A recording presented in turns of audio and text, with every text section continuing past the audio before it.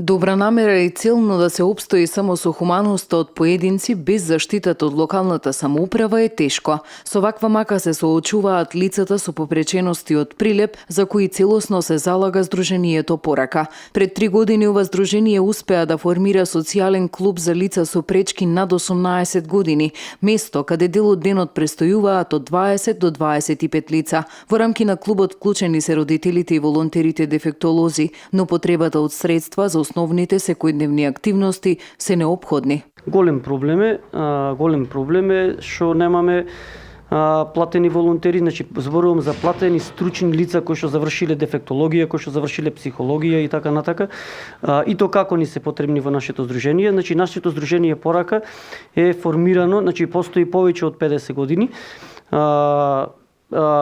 Имаме преку 800 членови.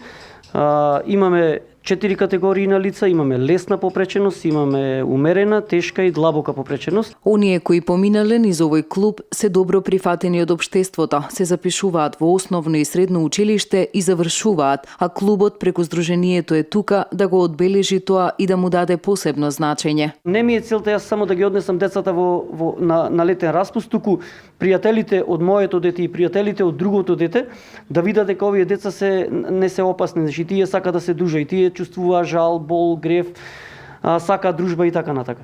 Тука сум како волонтер, без никаков паричен надоместок. Едноставно сакам да помагам на овие деца. Пред се професијата е хумана. Тука вршим едукација на самите личности, тоест тие веќе не се деца, не се полнолетни деца тука. Повеќето нив. Вршим едукација на нив, ги учиме на секојдневните навики, односно хигиена, готвење, играње преку игри, ора, забави, така натака. Социализација, да, самостојност. Во зависност и од попреченоста на самите деца, нели секое дете е различно во попреченоста. Потребни се доста средства за работа, значи тргнувајќи од основните работи кои што се потребни за боење, за запишување, за читање, потребни се доволно многу средства, да. Овие лица преку здружението ги добиваат сите работи како сите луѓе без пречки и нештата би биле подобри ако државата и локалната самоуправа имаат поголем слух. Сметам дека че наидиме на разбирање да имаме и то каква потреба, голема потреба од помош и од формирање на дневен центар.